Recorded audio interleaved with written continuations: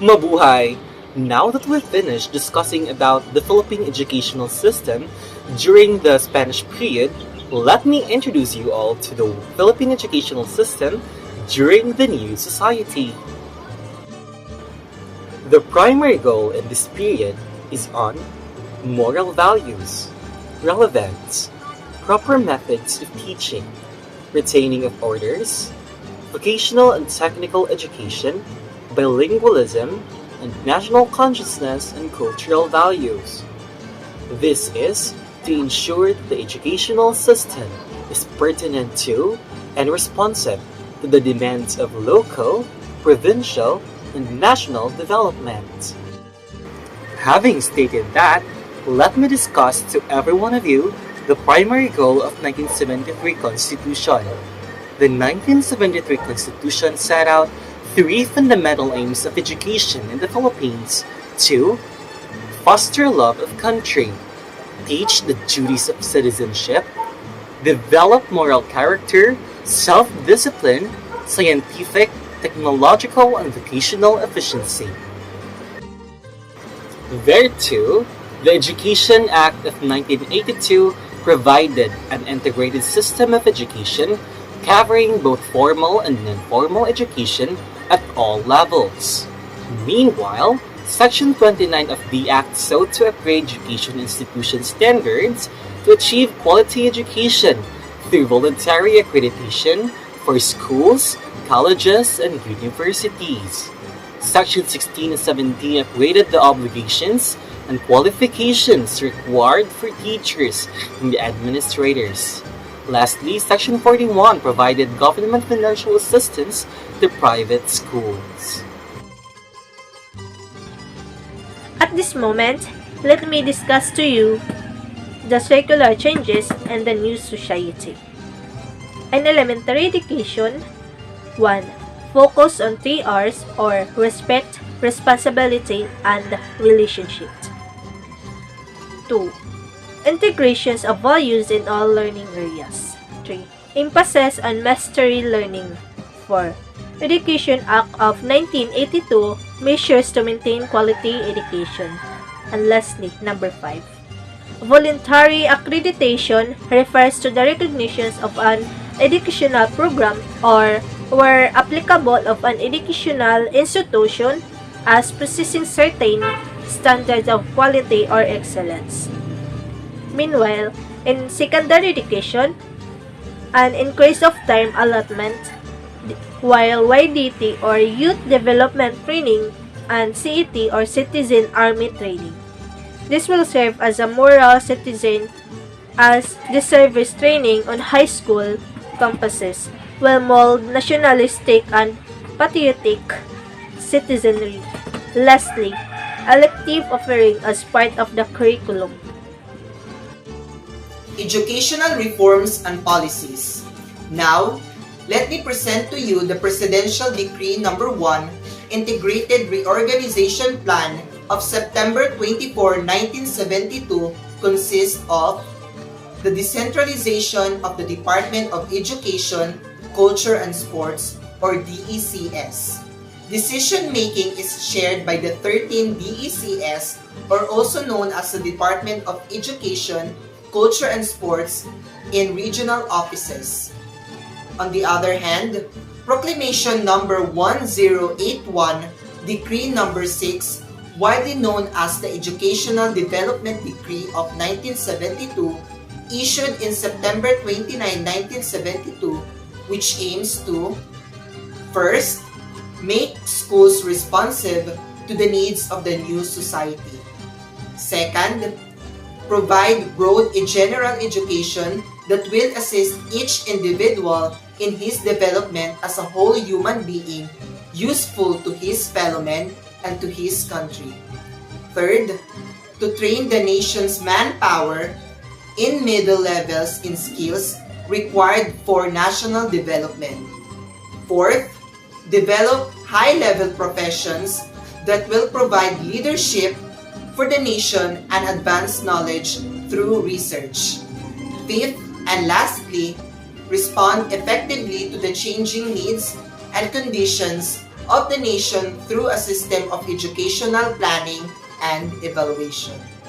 With that being said, the Educational Development Degree has formulated a 10-year program primarily based on, first, improvement of curricular programs and quality of instruction at all levels by upgrading physical facilities. Second, adopting cost-saving instructional technology and training and retaining of teachers and administrators. Third, upgrading of academic standards through accreditation schemes, admission testing, and guidance counseling.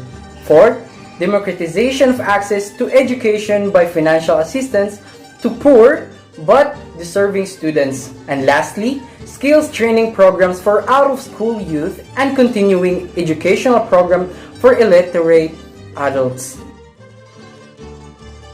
Furthermore, under Philippine Decree number 1397, the Department of Education and Culture became the Ministry of Education and Culture in 1978.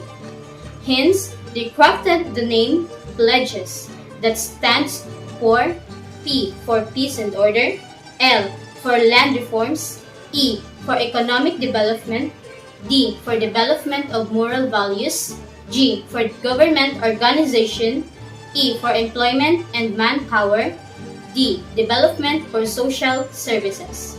Additionally, in 1983 to 1984, DEX launched the Program for Decentralized Education or PRODED for elementary education to modify the curriculum and put emphasis on science, technology, math, reading, and writing.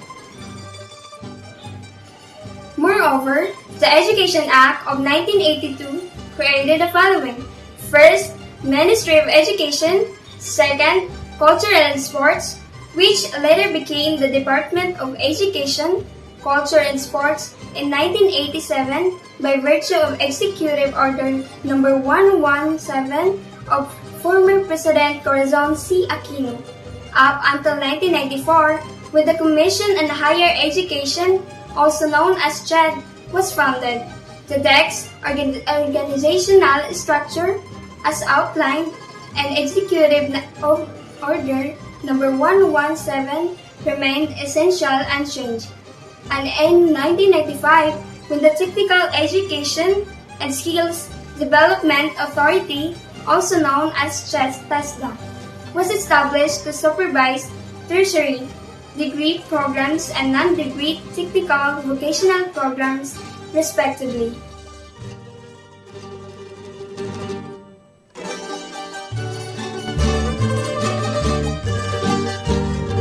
Good morning, Mom. Good morning, classmates. Our topic for today is all about the present education system in the Philippines. This topic will be reported by yours truly, Gisami Albores, Mylene Asis Alcarde, Nicole Alcontin, and Glency Grace Alyarcos. The present education system in the Philippines. Intended learning outcomes. First is understanding the Philippine education system. Second is categorize the different organization models in the Philippines. Before, the Philippines attained complete independence in 1946. The country's education system was patterned on the systems of Spain and the United States, countries which colonized and governed the country for more than 300 years. However, after independence, the country's educational system has constantly undergone reform. When we talk about education in the Philippines, education has been vital to a successful career in the Philippines and as a result has been a huge factor in determining the lifestyle that Filipinos can live. Organization and structures of trifocal agencies are DepEd, CHED, and TESDA. The DepEd is responsible for the K-12 basic education. It exercises full and exclusive control over public schools and nominal regulation over private schools, and it also enforces the national curriculum that has been put in place since 2013. CHED and TESDA, on the other hand, are responsible for higher education. CHED regulates the academically oriented universities and colleges. The Commission on Higher Education or CHED was created on May 18, 1994 through the passage of Republic Act No. 7722 or the Higher Education Act of 1994. CHED as an attached agency to the Office of the President or administrative purposes is headed by a chairperson and 4 commissioners each having a term of office for 4 years. The chief purpose is to protect the rights of Filipinos, especially the youth. To have affordable but quality education in relation to this, the Commission on Higher Education also gave the right to investigate the request for tuition fee increase of schools as well as approving them. CHED is also primarily concerned with ensuring academic freedom and continuous growth of an individual's knowledge. The said agency also has the power to provide financial assistance to students who are unable to pay tuition by providing scholarship grants and loans programs. The last is Technical Educational and Skills Development Authority. TISDA also responsible for higher education. TISDA oversees the development of technical and vocational education, institutions, and programs in the country. There are 4 types programs of TISDA. The first is Training for Work Scholarship Program. It addressing the demand for skilled workers in key employment generation sectors. Second is Private Education Student Financial Assistance Program. It providing assistance to poor and deserving high school graduates to enable them to enroll in private TISDA institution. Third is TISDA Online Program. It providing more accessible, effective, and efficient way. The last one is TISDA Specialista Technopreneurship Program. It organizing TISDA graduates who have not yet landed a job in order to provide services to households and communities. This chart is the history of our education system since 1945-2011. There's no grade 7 and grade 12 during that time. As you can see, during 2010, Senator Benigno Aquino III expressed his will to implement K-12 education system for us students to increase the numbers of years spent in our secondary level. It was implemented for us to have a high quality of education in mathematics, science, linguistics, and to master every student's skills in a specific field. Kindergarten Education Act of 2012. Kindergarten is included in the K-12 curriculum as the first stage of a formal education. Enhanced Basic Education Act of 2013 is also known as Republic Act No. 1553-3. Its objective includes giving every student an opportunity to learn and master their skills. K-12 curriculum first started during school year 2011 to 2012. It is to catch up with global standard in secondary education. General features of K-12 education program. Strengthening early childhood education means at the age of 5, children should start schooling for them to get ready and adjust themselves in the formal education. Making the curriculum relevant to learners means making your lesson understandable by relating it to their life experience. By this strategy, your learners can cope up fast about your lessons. Ensuring integrated and seamless learning. Subjects are taught from the simplest topics to more complicated concepts through grade levels in a spiral progression. This way, students can learn easily, step by step. Building proficiency through language also helps the students to understand more what are you teaching about, resulting to have an active performance during class hours. Gearing up for the future. In this stage, you are going to choose what is your interest and master it during your grade 11 and grade 12 year. Grade 12 graduates are important to be a holistically developed Filipino for the reason it will help them to be a successful person.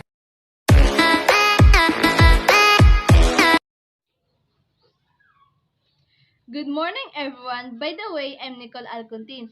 And today I'm going to discuss to you the continuation report about the general features of K-12 education program. The K-12 program covers kindergarten and 12 years of basic education, 6 years of primary education, 4 years of junior high school, and 2 years of senior high school to provide sufficient time for mastery of concepts and skills, develop lifelong learners, and prepare graduates for tertiary education, middle level skills development, employment, and entrepreneurship. So today I'll introduce to you what are those implementing basic education in K-12 program. So let's start with kindergarten. Kindergarten, age 3 to 5. Students learn the alphabet, numbers, shapes, and colors through games, songs, and dances in their mother tongue. Kindergarten is optional before entering elementary level since not everyone could afford it. Recent events and activities shows a high need for young children to undergo kindergarten first before stepping into formal education. Primary school, age 6 to 11, consists of compulsory 6 grades, grade 1 to 6, primary levels, grade 1 to 3, intermediate levels, grade 4 to 6. Subject taught, mathematics, science, Filipino, English and Hikasi, Geograpia, Kasaysayan at Sibika. Minor subjects, music, arts, physical education and health. Computer education and health are the additional minor subjects for private schools. If a student graduated in primary school, then he or she can proceed now in secondary education. Secondary education, age 12 to 17. Prerequisite of which is the completion of elementary education, 4 years of junior high school and 2 years of senior high school. Junior high school, grade 7 to 10, and senior high school, grade 11 and 12. Junior high school. Subjects are taught from the simplest concepts to more complicated concepts through grade level and a spiral progression. Subjects are connected and integrated from grade 7 to 10. Senior high school, 2 years of specialized upper secondary education. Choice of career track will define the content of the subjects a student will take in grade 11 and 12. Subjects fall under either a core curriculum or specific. Tracks of senior high school core curriculum, civic learning areas under the core curriculum, and these are language, oral communication, reading and writing, komunikasyon sa pananaliksik sa wika at kulturang Pilipino, and pagbabasa at pagsusuri sa iba't ibang teksto tungo sa pananaliksik. Mathematics, general mathematics, and statistics and probability, social science, personal development, and understanding culture, society, and politics. Literature, 21st century literature from the Philippines and the world, and contemporary Philippine arts from the regions. Natural science, earth and life science, and physical science. Philosophy, introduction to the philosophy of the human person. Communication, media and information literacy. And that would be all. Thank you. Under the Enhanced Basic Education Act of 2013, senior high school student must pick among 4 tracks: the academic track, technical vocational livelihood, sports track, and arts and design track. The first track is academic track. The academic track in senior high school aims to prepare students to more advanced university courses. This track appeals to those who have set their minds towards college education. Under this umbrella are 4 strands: general academic strand, humanities and social sciences, science, technology, engineering and mathematics, accountancy, business, and management. General academic strand. It caters students who are not yet sure of what course or degree they want to take in college. This strand was designed so that indecisive learners can proceed with any college program. GAS is designed to prepare students who are more inclined to general areas of study rather than specialized fields. GAS will present this option for senior high school students to take their electives from specialized subjects of any other strand. Humanities and Social Sciences. It is designed for students who intend to take up journalism, communication arts, liberal arts, education, and other social science-related courses in college. These courses revolve heavily around interacting with other people. The senior high school strand is all about improving students' reading, writing, and speaking skills. Science, technology, engineering, and mathematics. It is an approach to learning development that integrates the areas of science, technology, engineering, and mathematics.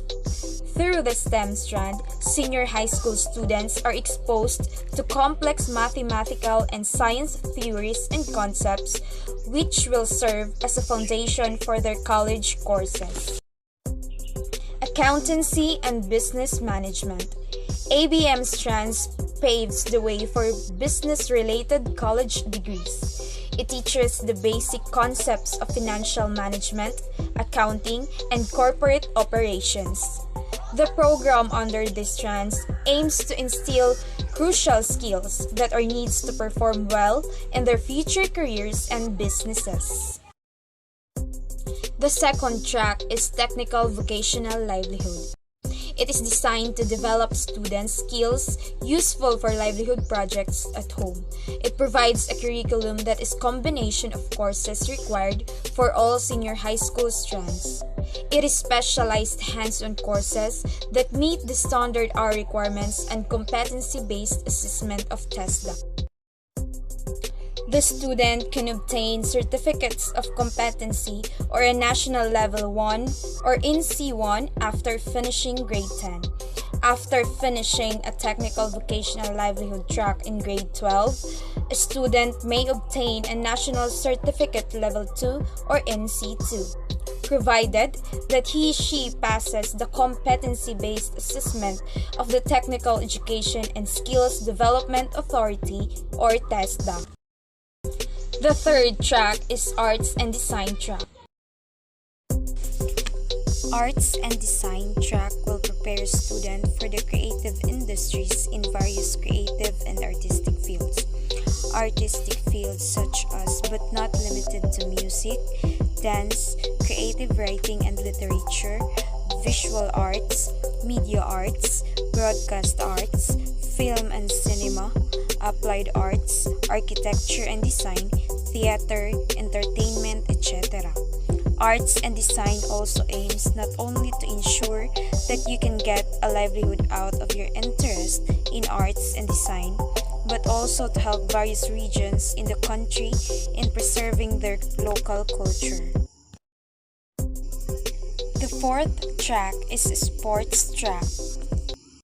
Sport track will prepare students with sports science, sports-related, physical education-related, health-related, and movement-related courses which will let them explore and specialize in fields like sports fundamental coaching, student-athlete development, sports officiating and activity management, recreational and fitness or sports leadership.